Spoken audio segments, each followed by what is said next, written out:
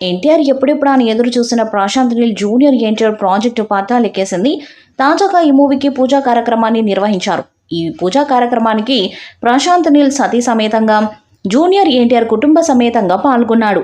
మైజీ movie makers, NTR arts సంయుక్తంగా ఈ మూవీని నిర్మిస్తున్నారు. అయితే ఈ ప్రాజెక్టుకు సంబంధించి పూజా కార్యక్రమాన్ని ఎంతో నిరాడంబరంగా నిర్వహించినా కూడా అప్డేట్స్ మాత్రం గట్టిగానే ఇచ్చారు. ఈ సినిమాకి సంబంధించి రిలీజ్ డేట్ని కూడా ప్రకటించేశారు. 2026 జనవరి 9న ఈ చిత్రాన్ని వరల్డ్ వైడ్గా విడుదల చేయబోతున్నామంటూ టీం అయితే ప్రకటించింది. ఇంకా ఈ మూవీకి సంబంధించి ఒక పోస్టర్ కూడా రిలీజ్ చేశారు.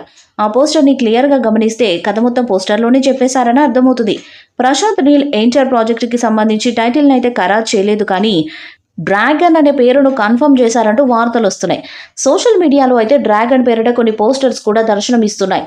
ఈ ప్రాజెక్టుకు సంబంధించి ప్రశాంత్ నీల్ చేసిన కామెంట్స్ ఆసక్తిని రేకెత్తిస్తున్నాయి. తానిప్పుడు ఒక కొత్త జోనర్ని టచ్ చేస్తున్నానని చెప్పారు. దీన్ని అంత యాక్షన్ చిత్రంగా భావిస్తారని తనకు తెలుసన్నారు. కానీ తాను ఆ జోనర్లోకి వెళ్ళాలి అనుకోవట్లేదనే విషయాన్ని స్పష్టం చేశారు. నిజానికి తనకిది ఒక కొత్త కథ అని చెప్పుకొచ్చారు. అంటే సినిమాలో ఏదో గట్టిగానే ప్లాన్ చేస్తున్నట్టు తెలుస్తుంది. ఇప్పటికైతే పోస్టర్ మీద ఉన్న డీటెయిల్స్ని బట్టి చూస్తే ఒక కథ ప్రచారంలోకి వచ్చింది. నీల్ ఎన్టీఆర్ మూవీ పోస్టర్ని గమనిస్తే గనక వెనుక వరల్డ్ మ్యాప్ ఉంది. దానిలో ఒకవైపు 1969 అని రాసుంది. దానికి ఆపోజిట్లో గోల్డెన్ ట్రయాంగిల్ అని ఉంది. టాప్ లెఫ్ట్ కార్నర్లో చైనా, భూటాన్, బెంగాల్ కొత్త కథ అని రాసుంది. ఇవన్నీ చూస్తుంటే 1969 ఓపియం మాఫియాకి రిలేట్ చేస్తుంది.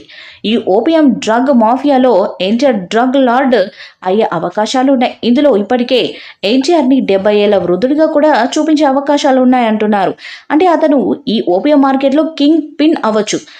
ఆ తర్వాత కుర్ర ఎన్టీఆర్ కూడా ఆ మాఫియాలో కీలక పాత్రధారి కావచ్చు అనే అభిప్రాయాలు వినిపిస్తున్నాయి. 1969 రోజుల్లో కలకత్తా పోర్ట్ గోల్డెన్ ట్రయాంగిల్కి దగ్గరగా ఉండటంతో ఓపియం స్మగ్లింగ్కి అడ్డాగా ఉండేదంట. ఆ పోర్ట్ నుంచే స్మగ్లింగ్ ఎక్కువగా జరిగేది. చైనా ఓపియం మాఫియా సభ్యులు కోల్కతాలో కూడా యాక్టివ్గా ఉండేవారు. కోల్కతాలో ఉండే లోకల్ సిండికేట్స్తో కలిసి ఓపియం స్మగ్లింగ్ చేసేవి. కోల్కతా వీధుల్లో ఓపియం విచ్చలవిడిగా దొరికేదని చెప్తారు. అలా ఈ ఓపియం నేపథ్యంలో గ్యాంగులు ఏర్పడడం, వాటి మధ్య తరచూ గొడవలు జరుగుతూ ఉండేవి. ఈ లింకులు సౌత్ ఈస్ట్ ఏషియాకే కాకుండా యూరోప్ దాకా కూడా విస్తరించి ఉంటాయి. ఇప్పుడు ప్రశాంత్ నీల్ ఎన్టీఆర్ మూవీ ఈ పాయింట్ మీద వస్తుంది అనే అభిప్రాయాలు వినిపిస్తున్నాయి. చైనా ప్రమేయం ఉండటంతో ఈ ప్రాజెక్టుకి డ్రాగన్ అనే పేరు కూడా పెట్టే అవకాశాలు ఉన్నాయంటున్నారు. ఈ వీడియోపై మీ అభిప్రాయాన్ని కామెంట్ బాక్స్లో తెలియజేయండి. వీడియో మీకు నచ్చితే లైక్ చేయండి, షేర్ చేయండి, కామెంట్ చేయండి. మరిన్ని అప్డేట్స్ కోసం మన ఛానల్ సబ్స్క్రైబ్ చేయండి. అలాగే పక్కనే ఉన్న గంట సింబల్ గట్టిగా కొట్టండి.